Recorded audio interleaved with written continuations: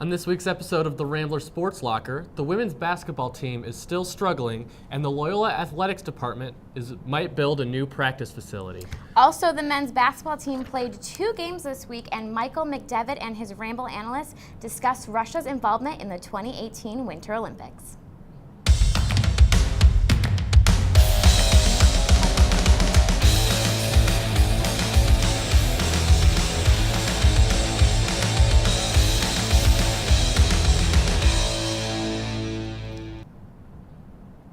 Welcome back to another episode of the Rambler Sports Locker. I'm Henry Redmond. And I'm Haley Spittler. Last Saturday, December 2nd, the men's basketball team took on city rival University of Illinois at Chicago.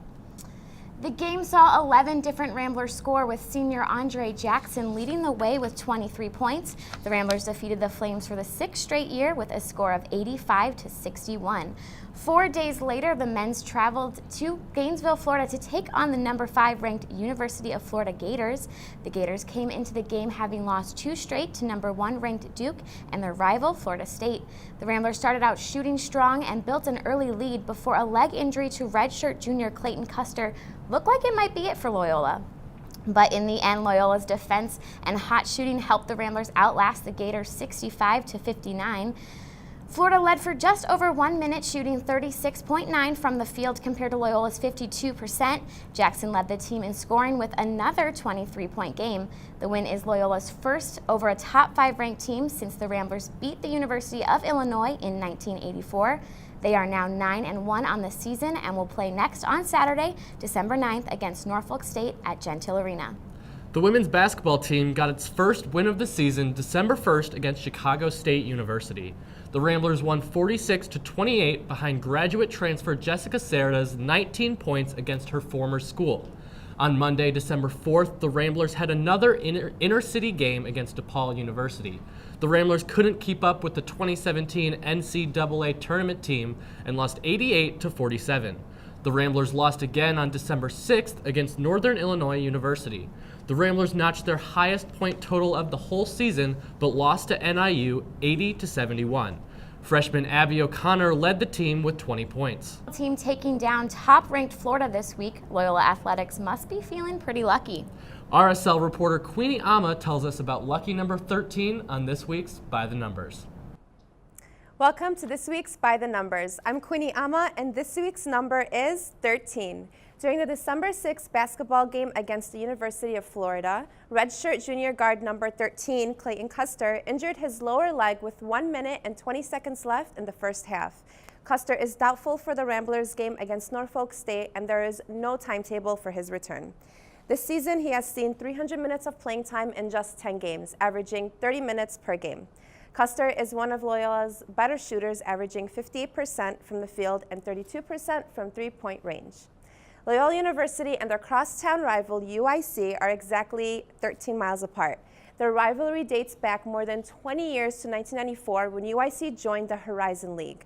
When Loyola left the Horizon League to join the Missouri Valley Conference, the rivalry still remains strong. The two teams now only meet once a year, but Daniel Carcillo, former Chicago Blackhawk, wore number 13, nicknamed Carbomb because of his reckless style of play. He earned himself a career total of 1,233 penalty minutes. In his 9th season in the NHL, he won 2 Stanley Cup trophies, both with the Chicago Blackhawks, one in 2013 and again in 2015. Even though he didn't play a single playoff game, his name was still engraved on the cup. Speaking of 1 and 3, 13 backwards is 3 and 1.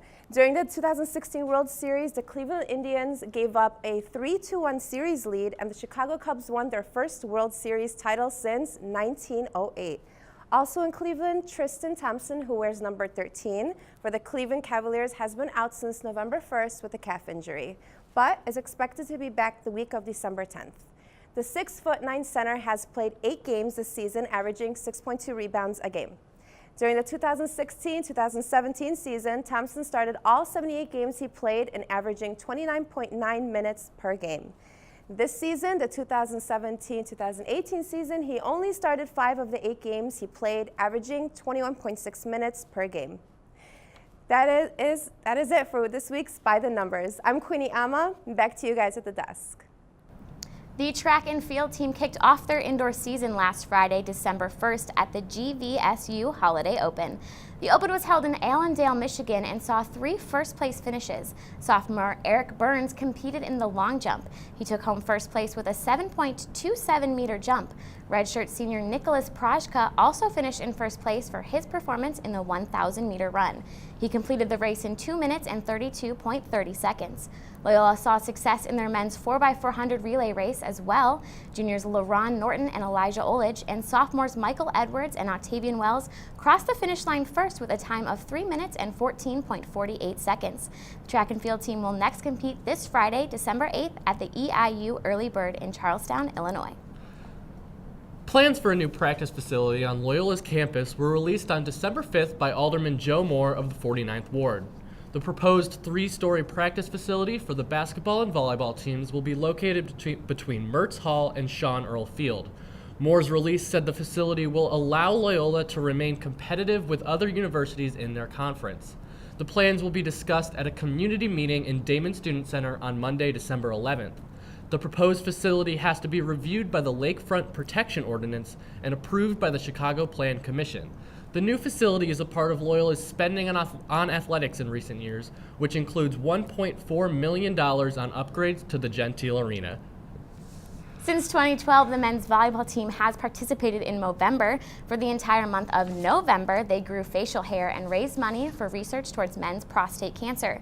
In the 5 years since they've started, they've been able to raise over $17,000. The International Olympic Committee banned Russia from the 2018 Olympics for doping. Ramble host Michael McDevitt and his Ramble analyst discussed Russian athletes competing as neutral in South Korea. Welcome to this week's Ramble. I'm Michael McDevitt. With me are my Ramble analysts, Jasmine Marcos and Annalise Ockenfels. On December 5th, the International Olympic Committee moved to ban Russia from the 2018 Winter Olympic Games in Pyeongchang, South Korea, after revelations last year that the government had engaged in a massive statewide sponsored doping program to enhance its athletes and help them win. They actually won the most medals during the previous Winter Games in Sochi, Russia, a few years ago. The government has said, though, that some athletes can lobby to independently compete in the games, but they will be called independent athletes from Russia. And the question becomes, guys, is this a fair punishment? Jasmine, let's start with you. I think it is a fair punishment that all of them should be punished for what they did. And what do you think, Annalise? I think that they should be allowed to play, even though they are getting punished. The people that that weren't doing drugs and that weren't doping, and that currently aren't following the state funding doping program, the ones that are clean should be able to play. Absolutely. Okay, but I mean, majority rules. There's more than 1,000 athletes that were caught doping and stuff. Yeah, but that's 1,000 athletes that were caught. But what about the people that weren't caught? That's not fair to them at a certain point. Okay, but then you got to think about the other athletes that it affects. I mean, John Jackson, he recently came out in an interview saying that he won the bronze medal in the 2014 Olympics because the Russian athlete before him was caught cheating. And he was robbed of that once-in-a-lifetime opportunity to stand on that podium in front of all his friends And that's why family. they're doing the more rigorous doping tests now, because it's not a matter of what happened in the past. It's a matter of what are we doing now to protect the Olympic integrity that we currently have in the game. And the fact that we're allowing players that have not been doping and that aren't using steroids or performance-enhancing drugs, the fact that we're letting them continue to compete is good, because it shows that, yes, while other people are doing it, we're still going to let those who haven't been doing it go unpunished because they've done nothing wrong. Yeah, Okay, yes, it does. Jasmine, if I may interrupt, why do you think this punishment doesn't go far enough? I mean, we're only letting people who pass very rigorous drug standards compete. Why is that not going far enough? I mean, they all have to be punished because it has to send out a strong message that this is not tolerable. If it's not, then what's going to stop them from doing them in the future? Well, what's going to stop them from doing it in the future is the fact that they even did it. Because if they're not doing it now, they're not going to do it in the future. And if they have the Olympic abilities to compete, then they should just be allowed to continue to go, especially with the fact that they aren't doing it with drugs. So, Annalise, why are we not letting Russia off the hook too easy with this punishment? We aren't letting Russia off the hook too easy right now because it's not all of the athletes that are being punished. It's the ones that are good and that haven't been doping. They should continue to compete because that's not letting Russia off the hook. All right, closing thoughts. Jasmine, let's go to you. I'm still arguing that none of them should be allowed because it has to send out a strong message that it's not allowed. Because in the future, we can't keep this happening. So we need to take a stance now. And Annalise. They're doing fine now. What we're doing, what the Olympic Committee is doing is great, and that's the way to go. All right. Both good arguments. I think I'm going to have to go with Annalise, though, because Russia already, in addition to the ban, Russia was already fined as well from the committee. So I think allowing innocent athletes to still compete in their sports is not bad. That's it for this week's Ramble. I'm Michael McDevitt. Back to you guys at the desk. Thanks, Michael. I gotta say, if the athletes can prove that they weren't using drugs, then they should be able to compete. Okay. Now, while we try our best here at RSL to be perfect and get everything done right the first time, that doesn't always happen. Even the best make mistakes every once in a while, and we've compiled a couple of hours for you to see in this semester's bloopers. I have the highlights.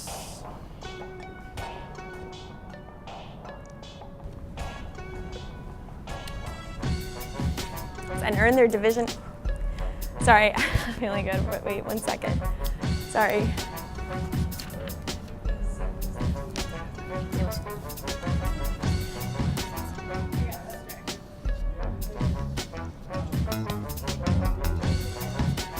The women's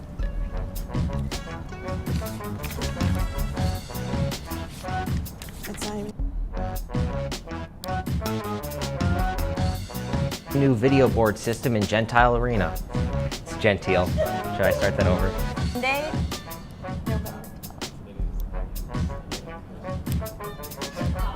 Alicia has more on this week's trending.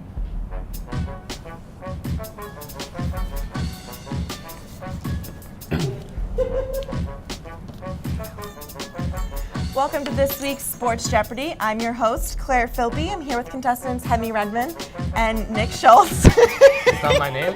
It's pretty.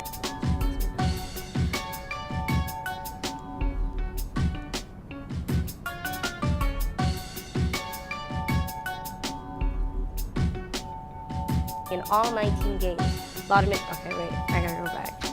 Sorry, I screwed up. Can I do I have to redo the whole thing? Henry Redmond. And I'm Kelsey Frew. Check back next week for another episode of the Rambler Sports Locker. And as always, don't forget to turn out the lights.